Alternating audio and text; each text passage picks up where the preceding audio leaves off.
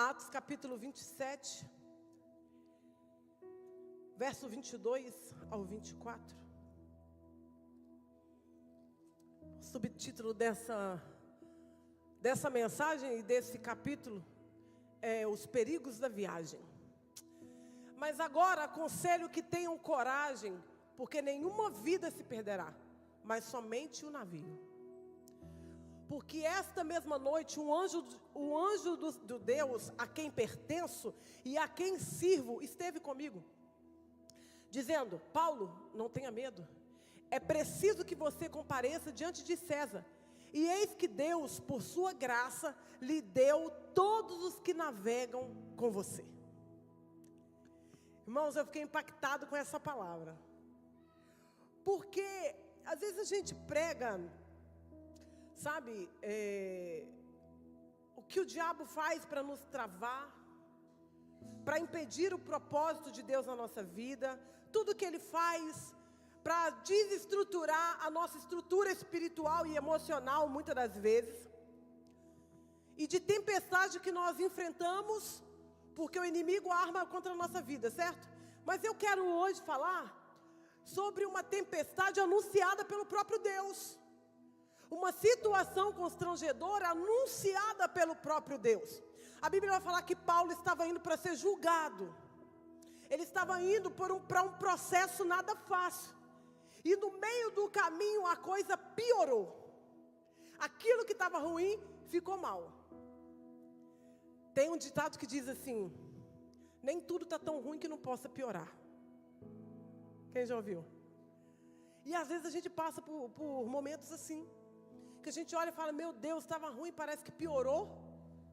Mas o Senhor tinha liberado uma palavra de que o Senhor estaria comigo, de que o Senhor faria grandes coisas na minha vida. E às vezes a gente se sente encurralado pelo próprio Deus, às vezes a gente se sente paralisado pelo próprio Deus.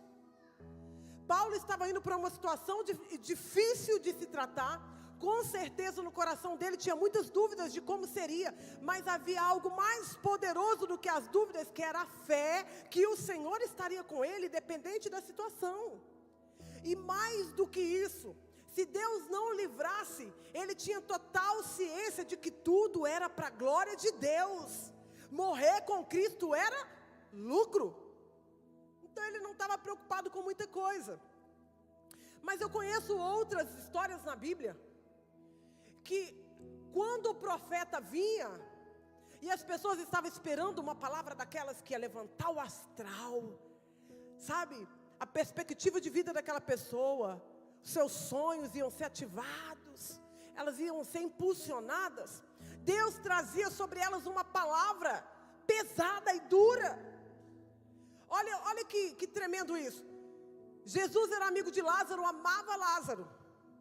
Quando Jesus fica sabendo que Lázaro estava doente, Jesus dá as costas. Ele simplesmente não vai. Jesus simplesmente fala: olha, não é a hora, eu não vou. Agora imagina Maria, imagina Marta, olhando aquela situação e pensa: não, esse não é o Jesus que eu conheço.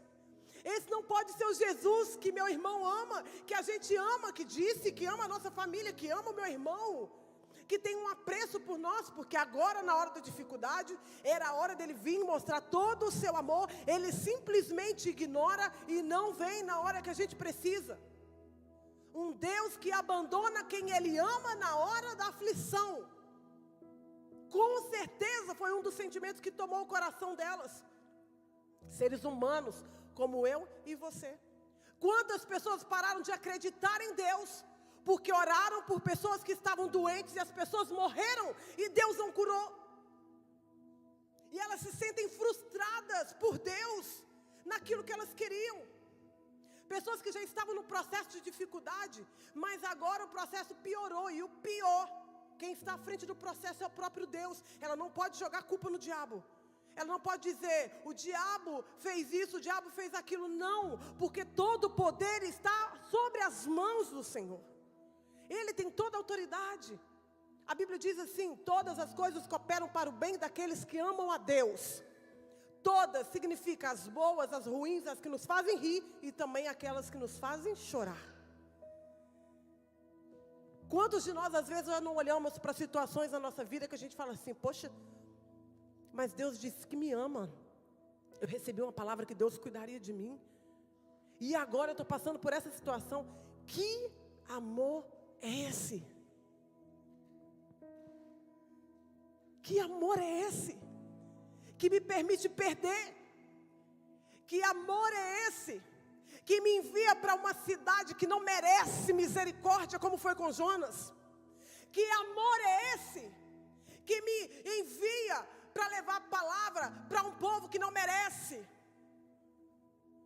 Porque assim a gente não entende às vezes o plano de Deus, e a gente se frustra com o plano dele a nosso respeito.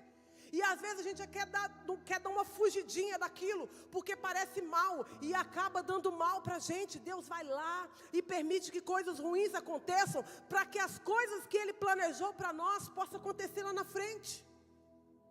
Um Deus que nos permite parar na boca da baleia, na boca do peixe grande.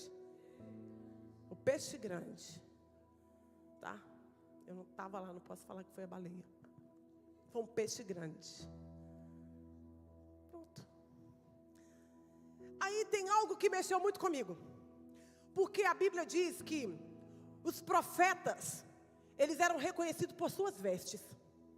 Quando eles chegavam, as pessoas já identificavam. Elias, ele era visto de longe por causa da sua capa. De longe, ele era irreconhecível, ele era inconfundível, quero dizer. Ninguém conseguia confundir ele, porque ele tinha uma capa que decifrava quem ele era de longe. Eu imagino quando Elias ia chegando, num período de seca, e ele andando, e quem conseguia ver ele, imaginava, talvez vai ser hoje, que a resposta vai vir, que a chuva vai cair, porque ele representava a voz de Deus, o poder de Deus na terra. E a Bíblia diz que o rei Ezequias recebe uma visita de um homem como esse, de Isaías. A Bíblia diz que ele recebe a visita de Isaías. Isaías vai lá e fala com ele, olha, Deus mandou te falar que é para você colocar a tua casa em ordem, porque você vai descer a sepultura. Você vai bater as botas. E ele dá a volta e vai embora. E ele começa a sair. E a Bíblia diz que o rei Ezequias, então, ele se vira para a parede. E ele começa a orar. E ele começa a falar, Deus, eu não aceito isso. Eu sei quem eu sou, e eu vou fazer questão de lembrar para o Senhor quem eu sou na tua presença. Eu sou fiel ao Senhor. Lembra de mim, lembra da minha postura, lembra de quem eu sou como homem de Deus. Eu preciso que o Senhor lembre de mim, porque eu não aceito isso na minha vida. Eu não aceito. Sabe? A Bíblia diz que Isaías é tocado pelo Senhor, e ele volta, e ele precisa dar uma notícia diferente para ele. E ele diz, olha, Deus ouviu o teu clamor, e por causa do teu clamor, Ele vai te dar mais 15 anos de vida. Olha que maravilha. É lindo, não é? Mas depois dos 15 anos ele morreu. Deus não falou que ele não ia morrer. Deus falou, vou te dar um tempinho a mais. Mas ele morreu. Queridos, o que eu quero dizer para você? Como nós podemos ser fiéis a um Deus que desconstrói? Porque ser fiel a um Deus que constrói, ser fiel a um Deus que faz as minhas vontades, ser fiel a um Deus que eu oro e falo, Pai, eu preciso conhecer aquele lugar, e Ele me leva lá, é muito fácil, querido. É muito fácil. Difícil é ser fiel a um Deus que desconstrói a nossa vida por causa de um propósito maior, não nos pede autorização para isso, não pergunta a nossa opinião, e Ele faz do jeito que Ele quer, porque Ele entende o que a gente não entende. Tem coisa na nossa vida que Deus desconstrói, para que Ele possa fazer coisas ainda muito maiores e mais perfeitas. Deus não é imperfeito em nada que Ele cria, em nada que Ele faz, mas a gente corrompe o que Ele faz. A gente atrapalha o que Ele faz. Esse capítulo vai dizer que Paulo então estava indo para ser julgado. E ele estava no barco com mais pessoas. E a tempestade veio e o barco estava de mal a pior. O anjo do Senhor veio e falou com Paulo: Paulo, eu estou entregando esse povo na tua mão. Olha que tremendo isso. Um homem que estava indo ser julgado, agora ele recebe autoridade sobre todo mundo que estava ao redor dele. Um homem que estava sendo levado para um ambiente onde ele poderia ser preso, onde coisas ruins poderiam acontecer com ele. Nesse momento, ele recebe autoridade sobre outras pessoas no ambiente que ele estava. Eu acredito que Paulo estava ali preocupado com a situação dele, com aquilo que Deus tinha para ele. E aí Deus vai e imputa sobre ele mais responsabilidade, talvez responsabilidade que ele nem queria. Quantas vezes nós nos vemos nesse cenário? A gente às vezes não está dando conta nem da nossa responsabilidade, nem de resolver o nosso BO. Às vezes o BO está todo na mesa para a gente tratar, e aí Deus vem e traz BO de 300 para a gente resolver. Às vezes a gente não conseguiu nem tratar do nosso problema, da nossa situação. E a gente precisa ser voz de autoridade sobre a vida de outras pessoas, queridos.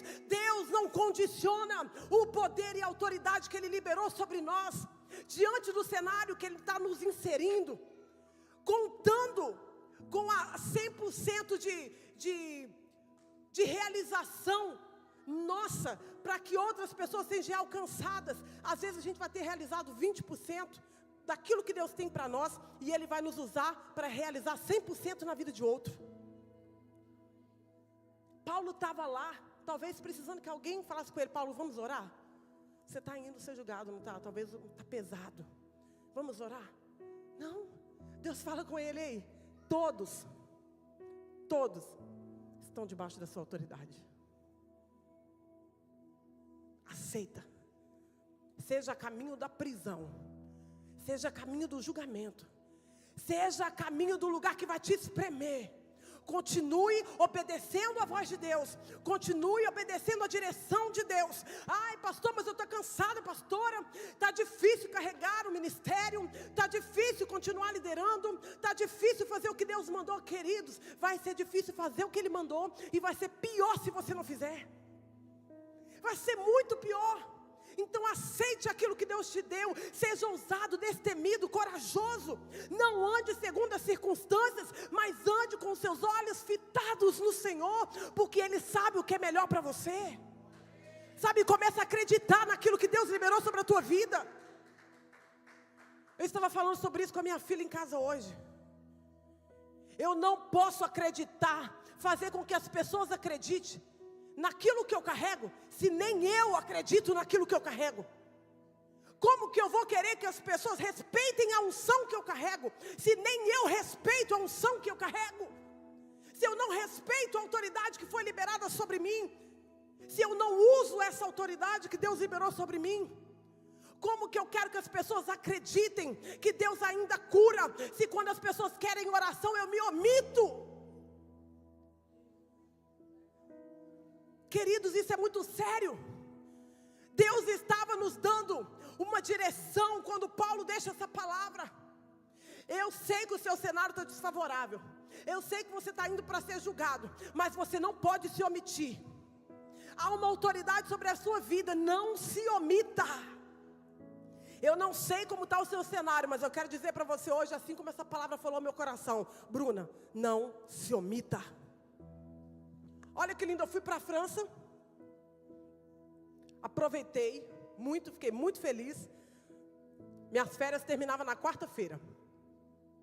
Na terça-feira eu fui demitida. Olha que glória. Hoje eu estou rindo, irmãos, mas eu já chorei. A minha patroa caiu e quebrou o cóccix há um mês. E a partir daí ela não voltou para casa mais. Eu fui de férias com ela no hospital. Diante da situação dela, os filhos decidiram levar ela para um lar. Se dependesse de mim pedir demissão, eu não sairia de lá, porque era um trabalho perfeito. Quem conhece o meu trabalho, já teve gente aqui, a irmã Ana já tirou folga do meu trabalho, né, irmã Ana? Ela já tirou folga minha, no dia do clipe, se eu não me engano. Foi ela que tirou a minha folga. Um trabalho espetacular. 2 anos de empresa. E aí, quando ela me mandou que eles tinham mandado ela para um lar, me bateu uma tristeza tão grande no meu coração. Porque eu voltava a trabalhar no dia seguinte. Eu falei: Deus, poxa, fiquei tão triste, tão triste, tão triste. Meu marido liberou uma palavra sobre mim, na minha casa. Queridos, há um poder tão grande na gente ouvir quando Deus usa pessoas para falar com a gente. Esteja atento nas vozes que Deus tem usado ao seu redor para falar no teu coração. Não perca a oportunidade de ser abençoado através de vozes que Deus usa para falar conosco. E Ele liberou uma palavra sobre mim. Foi sacerdote na minha vida. E falou comigo assim: olha, gasta teu tempo orando por nós, orando pela empresa, vai dar certo. Eu oro para que você não tenha que sair de casa para trabalhar mais. Que dê tudo certo. E eu falei, amém, Senhor. Eu falei, Deus, eu estou achando ruim ser esposa prêmio, ficar em casa. E eu deitei no sofá, fiz um vídeo para minha célula. Falei, gente, o ruim de ficar sem emprego não é ficar sem emprego, é ficar sem dinheiro. Porque ficar no sofá vendo Netflix é muito bom, gente. Não vou falar que é mentira, né? Não é mentira se eu falar que não é. Mas é assim. Às vezes parece que está tudo indo muito bem, e de uma hora para outra Deus permite algum vendaval chegar, e tudo vai abaixo. Agora, uma coisa que eu quero dizer para você: o ambiente que você está, ele pode até ir abaixo, mas você tem que permanecer firme, inabalável. Seja com dinheiro, sem dinheiro, seja com emprego, sem emprego, seja com arroz em casa, seja com macarrão em casa, não interessa, querido. A circunstância não pode ditar como eu estarei diante daquilo que Deus confiou em mim. O cenário pode vir abaixo, mas eu vou permanecer inabalável, é o que a palavra diz. O anjo chegou diante de Paulo e falou: Paulo, está ruim e vai piorar, porque o barco vai naufragar. O barco vai ser destruído, mas as pessoas que estão nele, nenhuma vida se perderá. Sabe o que isso representa? Que o barco foi abaixo e tudo que estava nele. Você acha que alguém estava preocupado com um barco indo aos ares? Aí eu tenho que pegar aquilo, eu tenho que pegar aquilo outro. Todas as minhas bagagens, tudo que está aqui. Pensa na quantidade de coisa que se perdeu naquilo. Pensa a quantidade de coisa que estava em jogo. E Deus estava permitindo perder, não era o diabo, queridos, era Deus. Tem coisa que Deus vai nos permitir perder, porque vai atrapalhar, vai pesar lá na frente. A gente tem que ir sem bagagem. Tem coisa que Deus vai estar falando assim: olha, eu não estou fazendo mal para você, eu estou tirando aquilo que vai te atrapalhar chegar lá na frente. Pode causar a sua morte. Não olha para trás, não chora, não fica de mimimi. Ai, mas eu perdi aquilo. Você tem a vida, você tem um fôlego de vida. Sabe? Paulo fala com eles: não temas. Não temos como, quem é você para falar com a gente? Não temos. Ei, o anjo do Senhor falou comigo. Paulo libera uma palavra sobre aquele povo. A paz que excede todo entendimento inundava Paulo, e ele então transpassava isso às pessoas, ele passava isso para as pessoas. A paz que ele recebeu era a paz que ele dava. Aquilo que ele estava carregando e sentindo é o que ele entregava. Sabe por que às vezes a gente não consegue trazer paz para o ambiente que a gente vive, para a nossa casa, para os nossos filhos, para o nosso marido, para a nossa esposa? Porque a gente não está com paz nenhuma no nosso interior. A gente não consegue crer na palavra que Deus liberou sobre nós. Foi o próprio Deus que mandou uma palavra direto para Paulo. Aprenda a acreditar nas palavras que vêm do alto. Se Deus diz que você vai conseguir, você vai conseguir. Se Deus diz que você vai dar conta, você vai dar conta. Não tenha medo de confiar naquilo que o Senhor disse, querido. Sabe, essa palavra mexeu muito comigo, porque há um risco muito grande em se apegar àquilo que não deve se apegar. Olha que interessante. Nessa passagem, o barco era destruído, mas as vidas eram salvas. É o que Paulo disse. O Senhor disse que o barco vai naufragar, mas as vidas serão guardadas, salvas. Mas quando Jonas sai do ambiente que ele devia estar, que ele foge do ambiente que ele devia estar, e ele se infiltra num barco onde ele não devia estar, a Bíblia diz que eles não entendiam o que estava acontecendo, e tudo que estava lá, que não devia se perder, se perdeu. E eles começam a jogar tudo para fora. Tudo para fora. até eles descobrirem o que realmente era o problema. E aí eles pegaram Jonas e jogaram ele para fora. Sabe o que é isso? Quando nós estamos fora daquilo que Deus nos falou, a gente faz perder aquilo que não era para perder. Mas quando a gente está debaixo de uma palavra que veio do alto, querido, a gente perde aquilo que era para perder e não murmura por aquilo, porque a gente sabe que coisas muito maiores estão vindo. A gente anda debaixo daquela palavra. Sabe, eu imagino a tristeza daquele povo. Nossa, eu não acredito que eu joguei tudo isso fora por causa daquele lazarento do Jonas. Aquele miserável.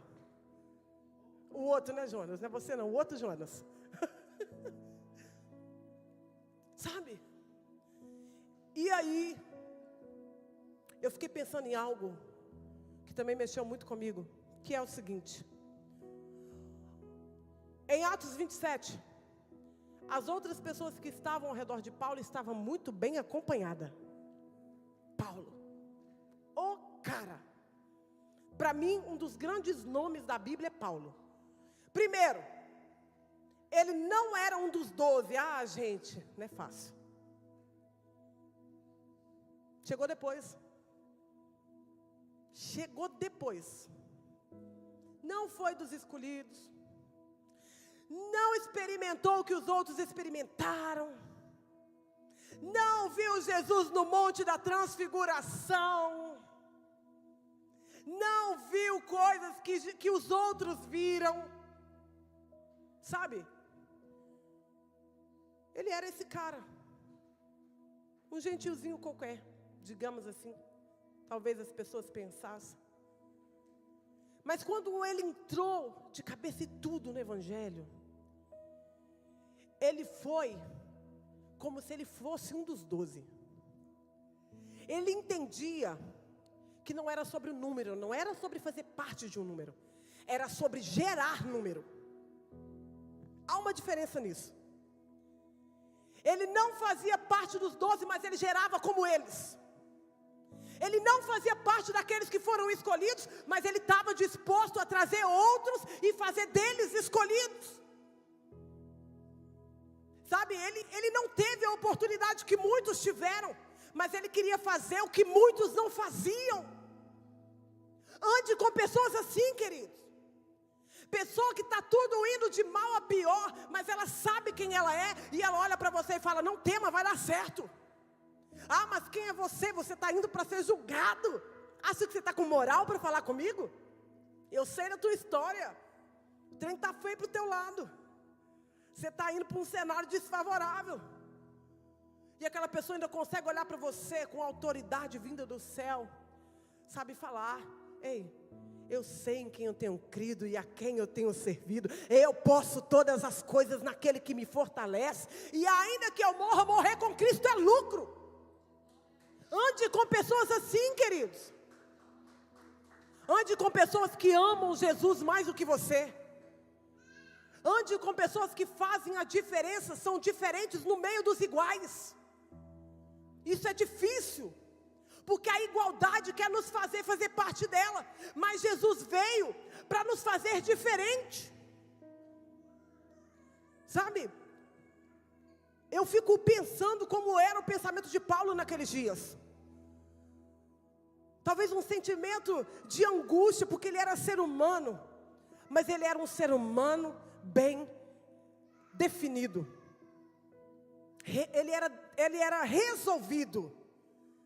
E nós somos uma igreja, queridos, que temos tudo para ser uma igreja resolvida. Porque nós somos alimentados através da palavra. Nós somos geridos, aqui somos regidos pela palavra. A nossa vida é regida pela palavra. Nós somos bem alimentados.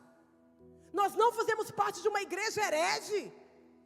Então nós estamos rodeados de pessoas que sabem quem Deus é e o que Ele faz. Então seja você também uma dessas pessoas. Alguém que as pessoas olham e falam, olha, não faça esse tipo de brincadeira com aquela pessoa porque ela é diferente. Não faça, respeite aquela pessoa.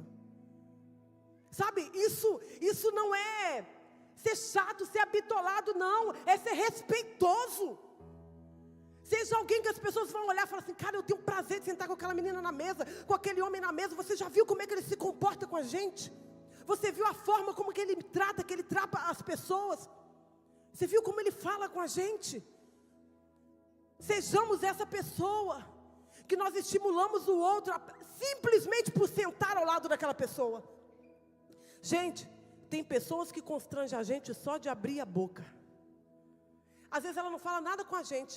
Às vezes ela está falando no ambiente, você olha e fala: meu Deus, eu preciso ser mais crente. Você já sentou perto de gente assim? Eu falo: meu Deus, Senhor, eu preciso ser mais. Eu não estou falando de religiosidade, queridos. Eu estou falando de conversão. Mudança de rota. Sabe, a religiosidade, ela nos afasta do meio das pessoas. Porque a gente julga as pessoas. O Evangelho não. O Evangelho atrai as pessoas para perto de nós por causa daquilo que a gente carrega. Jesus era acompanhado por multidão porque o que ele carregava atraía as pessoas. A diferença é, ele não fazia o que eles faziam. Era só isso. Então, comece a viver de forma que as pessoas vão querer te seguir.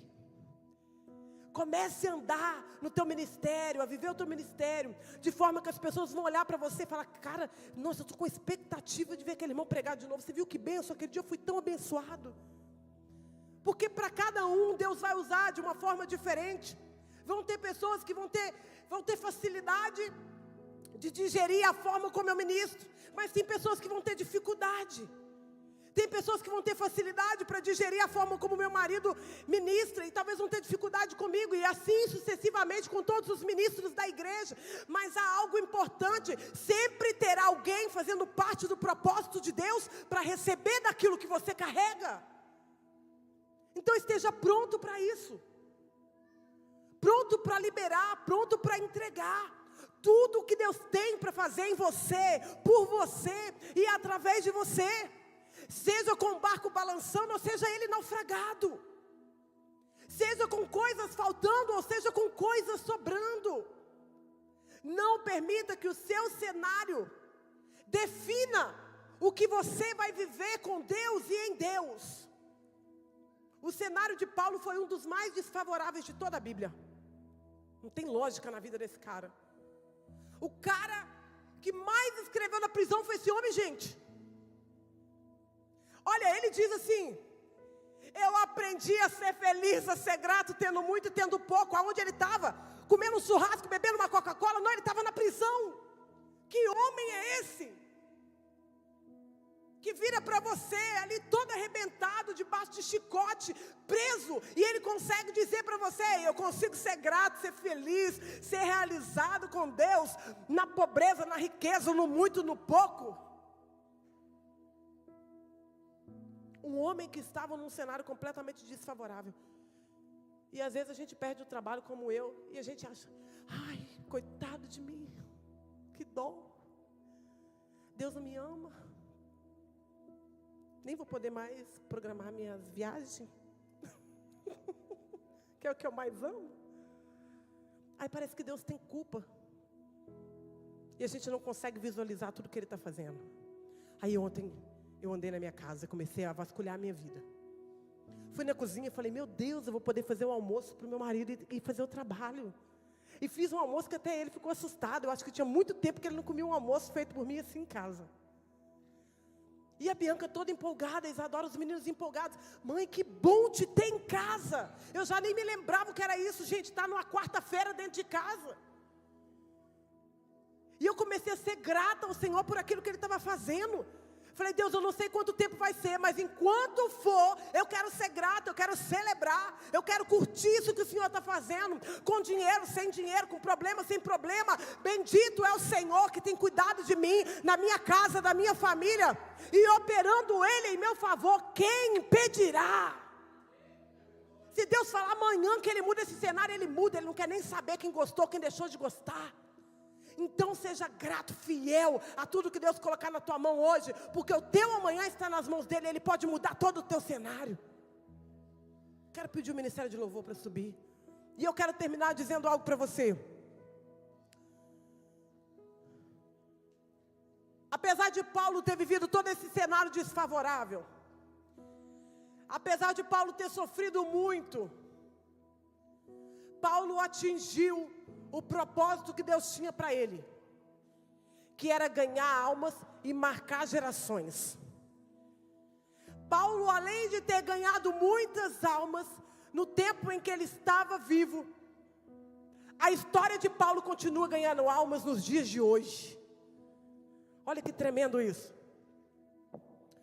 Viva de forma que quando você não estiver aqui mais, o nome do Senhor continue sendo glorificado na tua vida. Viva de forma que quando o Senhor te levar para a glória, as pessoas vinham olhar a sua foto e vinham falar: aqui estava um homem de Deus, uma mulher de Deus, que saudade. Eu não quero que quando eu não estiver aqui mais, os meus filhos olhem para mim e falem: ai, ninguém mais faz aquela comida que a minha mãe fazia. Ninguém limpa a casa como minha mãe limpava. Ai, meu Deus, ninguém fazia o café como a minha mãe fazia, mesmo porque meu café era ruim. Não, eu não quero. Eu quero que eles possam chegar diante das pessoas e dizer: a minha mãe foi uma mulher de Deus. A minha mãe orava por nós. A minha mãe orava, intercedia pelas nossas aulas. A minha mãe orava pela nossa faculdade. Seja uma pessoa, querido, que até depois de morto impacta as pessoas. Isso é forte, não é? Nós somos impactados hoje através da vida de Paulo, mesmo depois da sua morte. Seja alguém de autoridade, que nem a morte é capaz de travar a autoridade que foi liberada sobre a tua vida. Quando você ouve a voz da Ludmila Ferber nas canções dela, recebe a cura. Nós somos alcançados com a autoridade que saía da voz daquela mulher, mesmo ela estando na sepultura. A Bíblia diz que Eliseu morreu, e na sua sepultura um homem foi lançado lá. E quando aquele homem foi lançado, ele ressuscitou. Que homem é esse? Um homem que nem a morte foi capaz de paralisar a autoridade que foi liberada sobre a tua vida. Nada, nenhum cenário pode paralisar aquilo que Deus liberou sobre a tua vida. Você crê nisso?